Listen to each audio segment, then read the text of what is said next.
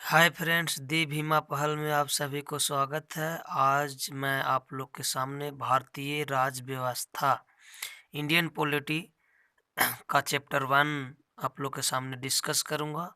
आप लोग लास्ट तक वीडियो में बने रहेंगे। और सबसे पहले हम लोग भारत का संवैधानिक विकास, कॉन्स्टिट्यूशन डेवलपमेंट ऑफ इंडिया, यानी भारत के संविधान का विकास कैसे हुआ उसके बारे में हम लोग जानेंगे।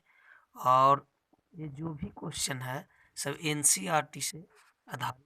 एनसीईआरटी में जो भी क्वेश्चन पूछे जाते हैं वो VVI है, आप देख सकते हैं। एनसीईआरटी बुक का संकलन है, ये सारे जो क्वेश्चन संग्रह है उसी से हम लोग डिस्कस करेंगे। और आज हम डिस्कस करेंगे जो भारत में संविधान का जो निर्माण हुआ, वो निर्माण में डेवलप कहाँ से हुआ, संविधान के बारे में कहाँ से हम लोग का मेन जो तथ्य है वो कहाँ से शुरू हुआ। तो भारत में सबसे पहले भारत का संविधान का डेवलपमेंट का मुख्य बिंदु जो है रेगुलेटिंग एक्ट है। और रेगुलेटिंग एक्ट 1773 द्वारा सर्वोच्च न्यायालय की स्थापना कहाँ की गई थी? कलकत्ता में। और कब की गई थी? तो 1774 में। भारतीयों को भारतीयों को भारत के प्रशासन में भाग लेने का अधिकार किस अधिनियम के द्वारा प्राप्त हुआ है? चार्टर्ड एक्ट 1833 के द्वारा। भारतीय विधान परिषद में बजट पर बहस करने की शक्ति किस अधिनियम के द्वारा प्राप्त हुआ है? भारत परिषद अधिनियम 1892 के तहत। केंद्रीय विधानमंडल सर्वप्रथम किस अधिनियम के द्वारा द्विसदनीय बनाया गया? 1919 के भारत शासन अधिनियम के द्वारा। भारत के राष्ट्रपति को अध्यादेश निर्गत करने की शक्ति मूलतः किस अधिनियम से प्राप्त है? भारत शासन अधिनियम 1935 के द्वारा। एक बार हम लोग और इसको रिपीट कर लेते हैं।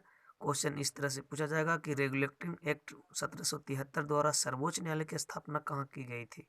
तो रेगुलेटिंग एक्ट 1773 में आया था और इसके द्वारा सर्वोच्च न्यायालय की स्थापना सर्वप्रथम कलकत्ता में 1774 ईस्वी में किया गया था। क्वेश्चन नंबर 2, भारतीयों को भारत के प्रशासन में भाग लेने का अधिकार किस अधिनियम के द्वारा प्राप्त हुआ? भारतीयों को भारत प्रशासन में भाग लेने का अधिकार चार्टर्ड एक्ट 1833 के द्वारा प्राप्त हुआ है। भारतीय विधान परिषद में बजट पर बहस करने की शक्ति किस अधिनियम द्वारा प्राप्त हुई है? भारत परिषद अधिनियम 1892 के तहत।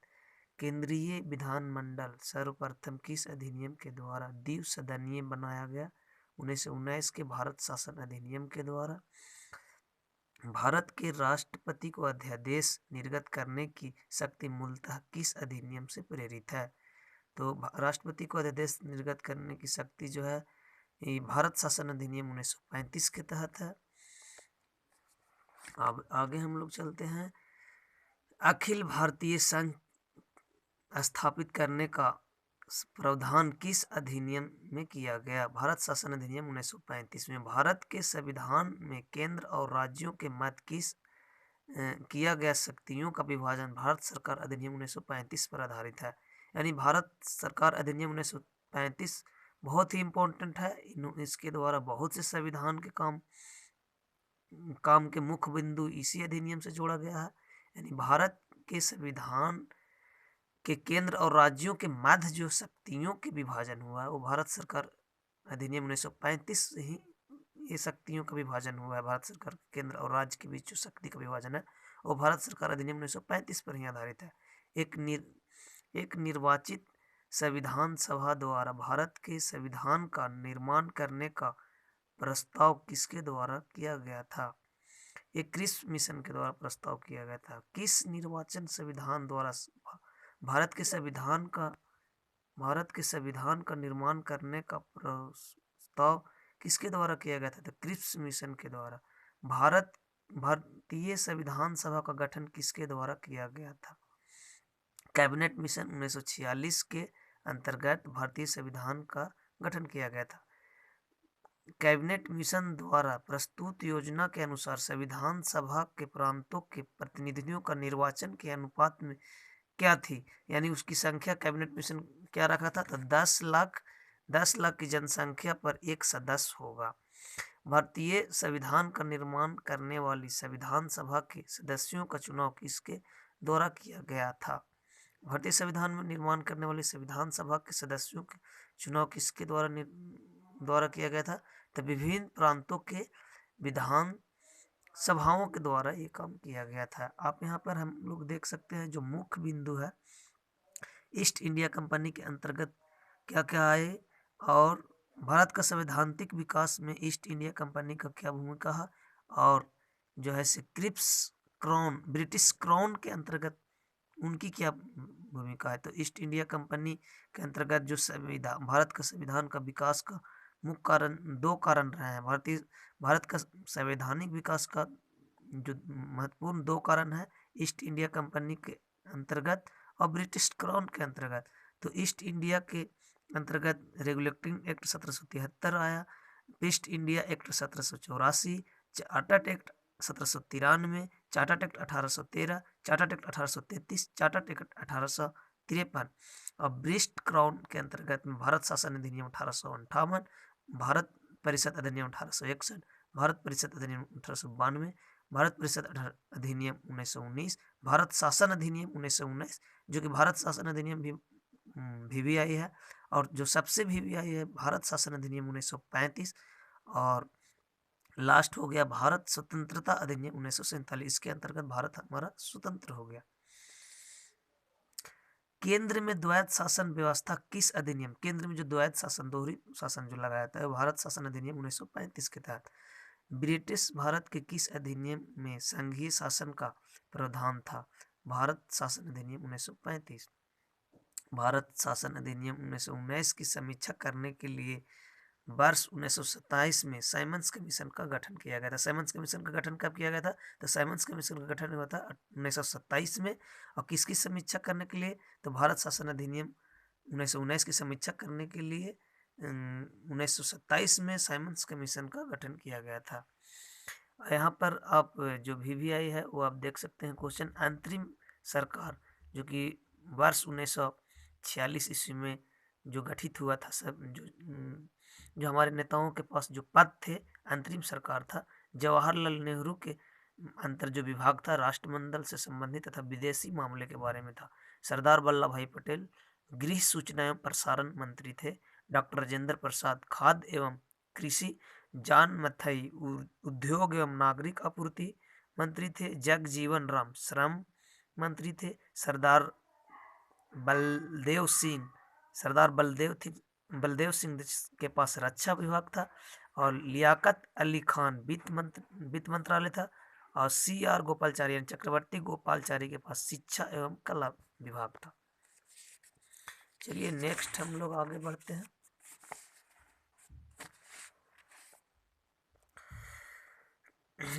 भारत की संविधान सभा का पहली बैठक कब हुआ था, तो संविधान सभा की पहली बैठक डॉक्टर सच्चिदानंद सिन्हा की अध्यक्षता में हुआ था 9 दिसंबर 1946 के, और डॉक्टर सच्चिदानंद सिन्हा जो कि अस्थायी अध्यक्ष रहे थे। भारतीय संविधान का प्रथम प्रारूप जो प्रथम तैयार किए थे वो सर BN राव के द्वारा तैयार किया गया था। संविधान सभा का अस्थायी अध्यक्ष किसे चुना गया था, तो बाद में डॉक्टर सच्चिदानंद सिन्हा की जगह पर डॉक्टर राजेंद्र प्रसाद को अस्थायी अध्यक्ष बना दिया गया था। संविधान सभा में पंडित नेहरू द्वारा उद्देश्य प्रस्ताव कब प्रस्तुत किया गया था, तो संविधान सभा की द्वितीय बैठक जो 13 दिसंबर 1905, प्रथम बैठक तो आपको पता है कि 9 दिसंबर 1946 को हुआ था, और जिसमें डॉक्टर सच्चिदानंद सिन्हा को अस्थायी सदस्य चुना गया था। लेकिन जो संविधान सभा के अस्थायी अध्यक्ष जो हम के डॉक्टर राजेंद्र प्रसाद थे, उनको 11 दिसंबर को अस्थायी अध्यक्ष चुना गया था, और 2 दिन बाद संविधान सभा की दूसरी बैठक हुई, जो कि उसके नेतृत्व डॉक्टर राजेंद्र प्रसाद जो कि अस्थायी अध्यक्ष थे वो किए थे, और 13 दिसंबर 1946 की द्वितीय बैठक हुआ था। नेहरू द्वारा प्रस्तुत उद्देश्य प्रस्ताव संविधान सभा में कब स्वीकृति हुआ था, तो इसकी स्वीकृति 22 जनवरी 1947 को हुआ था। और भारतीय संविधान के निर्माण काल में संविधान सभा के कुल कितने अधिवेशन हुए, तो भारतीय संविधान के निर्माण में कुल 12 अधिवेशन हुए। भारतीय संविधान के निर्माण में संविधान सभा में कितना समय लगा था? तो 2 वर्ष 11 माह और 18 दिन। आप ऐसे भी इस क्वेश्चन को पूछेगा कि संविधान बनाने में कितना दिन लगा? तो 2 वर्ष 11 18 दिन लगा। भारत के संविधान सभा के संवैधानिक सलाहकार सर BN राव थे। भारत की संविधान सभा के वर्तमान रूप में राष्ट्रीय ध्वज को कब अपना? तो भारत के राष्ट्रीय ध्वज को 22 जुलाई 1947 को अपनाया गया था। ये जो है कि नोट में जो VVI इसको याद रखना है। संविधान सभा की प्रथम बैठक के अध्यक्ष सच्चिदानंद सिन्हा जो कि अस्थायी अध्यक्ष थे, जो प्रथम बैठक कराए थे संविधान के। और भारत का संविधान कब स्वीकार किया था? 26 नवंबर 1949 को भारतीय संविधान को स्वीकार कर लिया गया। और भारतीय संविधान पूर्णतः कब लागू हुआ था? 26 जनवरी 1950 को। और ये जो है तथ्य VVI है जो नोट में आपको याद रखना है। 9 दिसंबर 1946 को ये जो संविधान सभा है इसका जो मेन मुख्य प्रश्न यहाँ से आते हैं, 1-2 नंबर के क्वेश्चन हमेशा एग्जाम में आते रहते हैं। 9 दिसंबर 1946 को संविधान सभा की प्रथम बैठक हुई जिसमें डॉक्टर सच्चिदानंद सिन्हा द्वारा अस्थायी अध्यक्ष तथा 11 दिसंबर 1946 को अस्थायी अध्यक्ष डॉक्टर राजेंद्र प्रसाद को 11 दिसंबर को चुना गया। और 2 दिन बाद संविधान सभा की द्वितीय बैठक जो हुआ 13 दिसंबर 1946, जो कि आप समझ सकते हैं। और पंडित जवाहरलाल नेहरू द्वारा प्रस्तुत उद्देश्य प्रस्ताव को पारित हुआ जिसमें 26 जनवरी 1947 को सर्वसम्मति से स्वीकार कर लिया गया। 26 जनवरी 1947 को स्वीकार कर लिया और 26 नवंबर 1949 को भारतीय संविधान अधिकृत किया गया। और 26 नवंबर 1949 को भारतीय संविधान को अधिकृति मिली। और उसके बाद 26 जनवरी 1950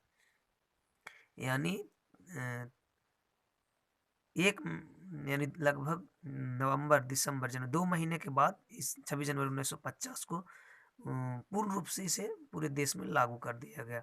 और एक मुख्य पॉइंट है जो उसको हमको याद रखना है, भारत का संविधान मूलतः 2 भाषाओं से बना है, हिंदी तथा अंग्रेजी, क्योंकि इसमें हिंदी और अंग्रेजी भाषा का उपयोग किया गया था। और इस पर सभी सदस्यों ने इसे सभी सदस्यों ने दोनों प्रतियों पर हस्ताक्षर भी किया था। तो भारतीय संविधान का मूल 2 भाषा है, हिंदी और इंग्लिश। चलिए आगे हम लोग क्वेश्चन में बने रहते हैं। अब वीडियो को लास्ट तक देखिए, क्वेश्चन को VVI है इसको नोट डाउन कीजिए और आगे सब्सक्राइब और शेयर कीजिए और इस तरह से क्वेश्चन में बने रहिए। ये बहुत ही इंपॉर्टेंट क्वेश्चन है, NCERT पर आधारित है। 26 नवंबर 1949 को भारतीय संविधान किसके द्वारा अधिनियम किया गया था? किसके द्वारा अधिनियमित किया गया था? तो संविधान सभा द्वारा 26 नवंबर 1949 को संविधान सभा द्वारा अधिनियमित किया गया था। जन गण मन को भारत के राष्ट्रीय गान के रूप में कब अपनाया गया था? राष्ट्रीय गान के रूप में 24 जनवरी 1950 को इसको अपनाया गया था। अब आप जानते हैं कि 26 जनवरी 1950 को इसके बाद फिर संविधान लागू हो गया था। उसे गणतंत्र दिवस के रूप में मनाते हैं। और उससे 2 दिन पहले हमारे जन गण जो राष्ट्रीय गान है उसको अपनाया गया था। भारत सरकार द्वारा अशोक स्तंभ को राष्ट्रीय चिन्ह के रूप में कब अधिकृत किया गया? तो अशोक स्तंभ को 26 जनवरी 1950 जिस दिन हमारा संविधान लागू हुआ उस दिन अशोक चक्र राष्ट्रीय चिन्ह को भी सिंबल को भी अपनाया गया। संविधान सभा की सलाहकार समिति के अध्यक्ष सरदार वल्लभ भाई पटेल थे।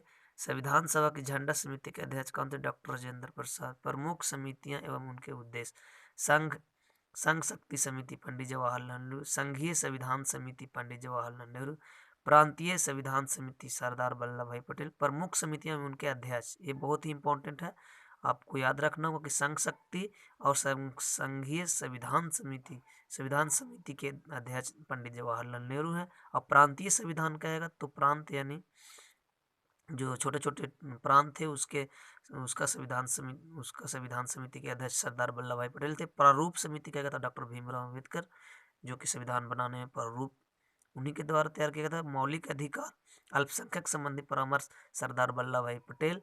और प्रक्रिया नियम समिति डॉक्टर राजेंद्र प्रसाद। राज्यों के लिए समिति पंडित जवाहरलाल नेहरू। संचालन समिति डॉक्टर राजेंद्र प्रसाद। इसको एक नोट डाउन कर लीजिए एक बार में, जो कि VVI क्वेश्चन है। इसको आप एक बार आप और बाकायदा तरीका से देखिए और इसको नोट डाउन कर लीजिए। कुछ VVI क्वेश्चन यहाँ भी है संविधान सभा के कार्यों से संबंधित समिति के अध्यक्ष कौन थे? जीवी मौलंकर थे। और ये यहाँ पे वीवीआई जो नोट है, नोट में इसको उतारिए, इसको दिमाग में बैठाइए, इससे भी एक क्वेश्चन आएगा। डॉक्टर बी आर अम्बेडकर, जो भीमराव अम्बेडकर की अध्यक्षता में 6 सदस्य थे और एक डॉक्टर राजेंद्र प्रसाद, टोटल 7 थे। 7 में एक तो मुख्य रूप से भीमराव अम्बेडकर थे और अन्य 6 थे, उनका नाम है L Gopal Swami Ayyar, doctor K M. Munshi, B A. Mitra और बी.ए. मित्रा के स्थानांतर बाद में माधव राव को जोड़ा गया। अलादीन कृष्ण स्वामी अय्यर, सैयद मोहम्मद सादुल्ला तथा डीपी खेतान की जगह टीटी कृष्णमाचारी को जोड़ा गया। भारतीय संविधान में डॉक्टर भीमराव अंबेडकर की अध्यक्षता में प्ररूप समिति का गठन कब किया गया था? तो डॉक्टर भीमराव अंबेडकर के अध्यक्षता में प्रारूप समिति का गठन 29 अगस्त 1947 को किया गया था। और डॉक्टर भीमराव अंबेडकर का संविधान सभा में निर्वाचन किस प्रेसिडेंसी में हुआ था? तो बम्बई प्रेसिडेंसी 1947 से 50 पहले, बंगाल प्रेसिडेंसी से 1946 से 47 तक रहे थे। और हम लोग इसके बाद ने संविधान से के विभिन्न प्रावधान एवं उनके स्रोत के बारे में हम लोग जानें कि कौन सा स्रोत कहाँ से आया है। तो हम लोग सबसे पहले यहाँ जानेंगे कि भारतीय संविधान के मौलिक कर्तव्य, तो मौलिक कर्तव्य कहाँ से लिया गया है? तो मौलिक कर्तव्य रूस के संविधान से लिया गया, क्योंकि हमारा संविधान बहुत ही बड़ा संविधान, बहुत ही सुंदर संविधान है। और हम लोग सभी के यहाँ पर एक भावना से जोड़ने के लिए अलग अलग संविधानों से जोड़ करके अलग अलग तत्व को लिया गया और एक बहुत ही सुलभ और सुंदर और अति महान और एक बहुत बड़ा संविधान का निर्माण हुआ। तो मौलिक कर्तव्य रूस के संविधान से लिया गया। भारतीय संविधान में राज्य के नीति निर्देशक तत्व आयरलैंड से लिया गया है। भारतीय संविधान